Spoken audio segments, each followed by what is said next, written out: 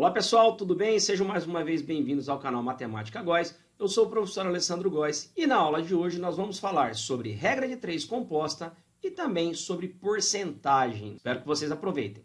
Vamos lá?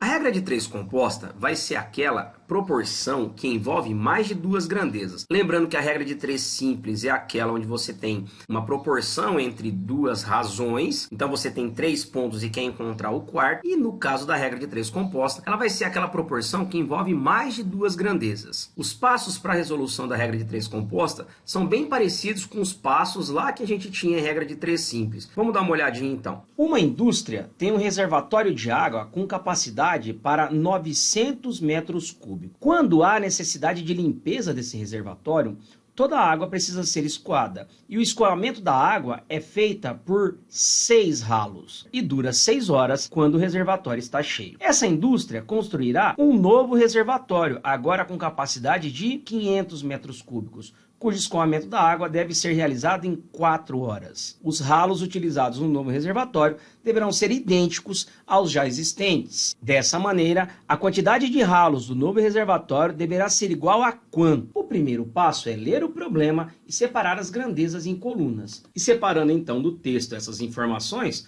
nós temos um tanque com capacidade de 900 metros cúbicos. O escoamento da água é feito durante 6 horas e nós temos para isso 6 ralos. Na segunda parte nós temos que o novo reservatório vai ter 500 metros cúbicos. Nós teremos que fazer o escoamento em 4 horas. Quantos ralos nós vamos gastar para isso? Está aqui então extraídas as informações. O que a gente deve fazer agora é a mesma coisa que a gente fazia na regra de 3 simples. Verificar se as grandezas são diretamente ou inversamente proporcionais. Porém, agora, nós temos mais que duas grandezas. Então, a gente deve verificar elas de duas em duas, de par em par. Vamos pensar o seguinte, eu tenho que fazer o escoamento da piscina. Se eu aumentar a capacidade da piscina, eu vou precisar aumentar a quantidade de ralos também. Logo, essas duas grandezas são diretamente proporcionais. O próximo passo, então, é comparar agora ralos e horas. Se eu aumentar a quantidade de ralos, ela esvazia mais rápido, ou seja, eu diminuo a quantidade de tempo para essa piscina esvaziar. Automaticamente, então, a gente tem aqui que ralos e horas são grandezas inversamente proporcionais. O que a gente deve fazer aqui, então?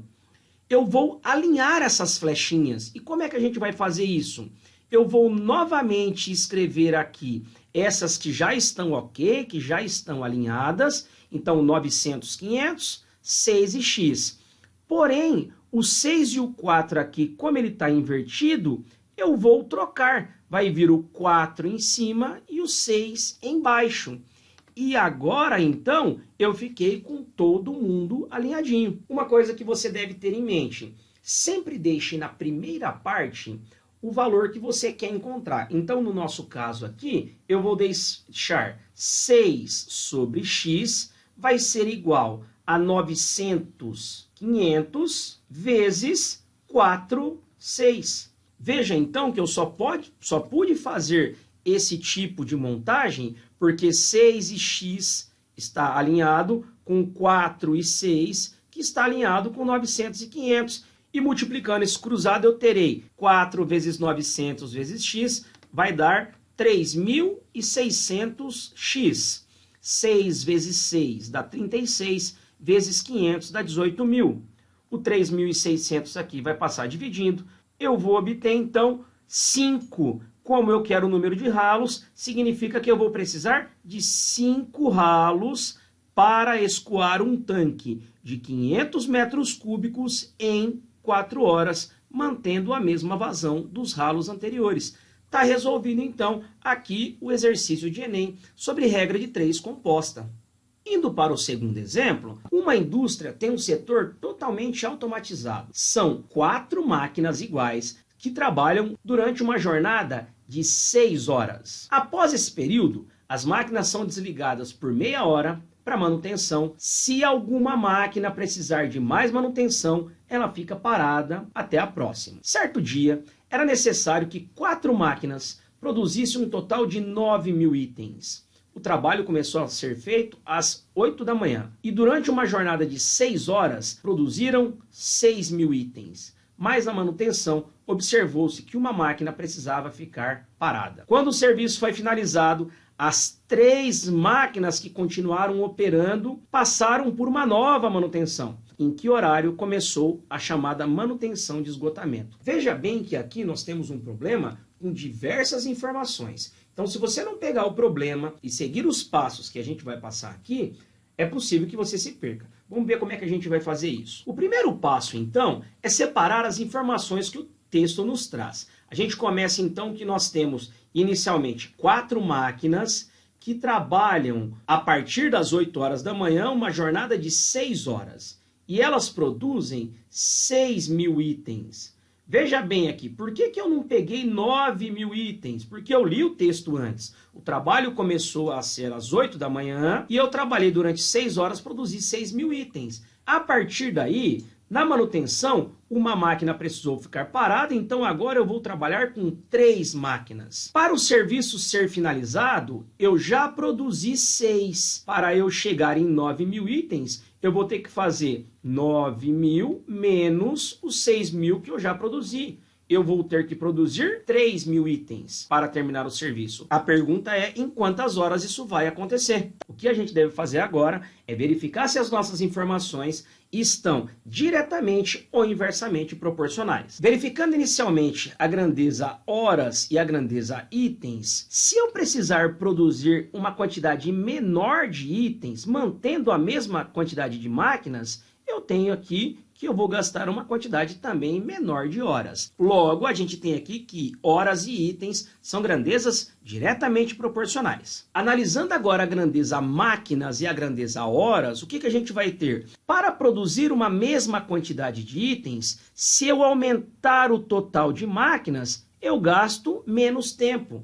Veja aqui, então, que máquinas e horas são grandezas inversamente proporcionais. E eu novamente fiquei aqui com um pequeno caso de 2 flechinhas para um lado, uma flechinha para o outro. O que a gente deve fazer é alinhar as flechas. As que já estão no mesmo sentido, eu vou só copiar aqui. E máquinas que eu tinha 4, 3, eu vou colocar 3, 4. E elas ficarão dessa maneira. Estando todas alinhadas, eu copio na primeira parte aquilo que eu quero, 6 sobre x, e multiplico por aquilo que eu tenho. 3, 4, veja bem que não é mais 4, 3, porque eu inverti isso aqui, vezes 6.000, 3.000. Multiplicando isso aqui agora dessa maneira, eu vou ter 3 vezes 6.000 vezes x, vai ser 6 vezes 4 vezes 3.000. Isso vai dar, então, 3 vezes 6.000 vezes x vai dar 18.000, e 6 vezes 4 vezes 3.000 vai dar 72.000. Nesse caso, eu tenho que 72.000 dividido por 18.000, eu vou obter, então, que vão ser necessárias 4 horas para que 3 máquinas produzam aí os 3.000 itens faltantes. Só um detalhe interessante aqui agora é que se você olhar ali nas respostas, você não tem em lugar nenhum 4 horas. E agora o que fazer? As peças começaram a ser produzidas às 8 horas da manhã. Eu trabalhei durante 6 horas, então eu cheguei até às 14 horas. Ficou parado 30 minutos para manutenção, então eu cheguei até 14 horas e 30 minutos. E eu gastei 4 horas de trabalho. Eu vou ter que juntar todas as informações. Eu chego então que o serviço foi encerrado e a manutenção de esgotamento começou às 18 horas e 30 minutos. Está encerrado esse exercício. Para encerrar então, eu gostaria só de falar rapidamente sobre a questão da porcentagem e o quanto ela pode ser benéfica e perigosa. Como assim, professor, perigosa? Vamos ver o seguinte. A porcentagem nada mais é que a razão entre um número e 100. A porcentagem nada mais é do que uma razão onde você tem na parte de cima o número e na parte de baixo o 100. É uma maneira de escrever razão, nada mais do que isso. Detalhe, porcentagem não é unidade de medida. Algumas pessoas fazem essa confusão e tem que se tomar cuidado com isso. Porcentagem não é unidade de medida. Vamos ver exemplos aí. Por exemplo, se eu tiver 7 dividido por 100, eu tenho aqui uma razão de 7 para 100, que se eu fizer essa divisão, isso aqui dá o mesmo que 0,07, 7 centésimos. Mas eu também posso escrever isso dessa maneira. Da mesma maneira, se eu tiver 23 dividido por 100, isso aqui vai dar 0,23, 23 centésimos, 23 centavos. E isso aqui eu também posso escrever 23 sobre 100. E se eu chegar a 152 sobre 100, eu terei 152%. Aqui um detalhe, como o numerador é maior do que o denominador, eu tenho mais do que um inteiro. Então, você vai ter, na verdade, 152%, 1,52. A porcentagem, porém, não se aplica a somente razões onde a parte de baixo vale 100. Vamos ver um exemplo. Por exemplo, se eu tiver uma razão de 3 para 4, na hora que você fizer essa divisão, vai dar 0,75, que é o mesmo que 75%. Então, se algo está na razão de 3 para 4, algo está na razão de 75%. Idêntico a isso, se eu tiver uma razão de 25 para 49, quando você faz essa divisão de 25 para 49, dá aproximadamente 0,5102. Para transformar em porcentagem, eu vou puxar essa vírgula 2 casas para a direita. Isso vai me dar aproximadamente 51,02%. E, finalmente, 17 sobre 9 aqui. Novamente, eu peguei um caso onde o numerador é maior que o denominador. 17 nonos, uma razão de 17 para 9, dá aproximadamente 1,888, que vai dar 188,8%. Só tome cuidado com uma coisa. A porcentagem ela pode passar uma falsa imagem. Ela pode mascarar uma informação ou um resultado. Por exemplo, pense que eu tenho a seguinte informação no jornal. A média de mortes da Covid-19 aumentou em 53,8% no município de Coloquinho, no Paraná. Só vamos pensar numa coisa. Ao ficar desesperado com essa informação, você foi procurar outros números e viu o seguinte. Para cada 1000 casos da doença, 1,3 casos resultou em mortes. É claro que a gente não quer que ninguém morra. Porém, o que acontece é 1,3 mortes a cada 1000 casos me dá 0,0013. Percentualmente é 0,13%.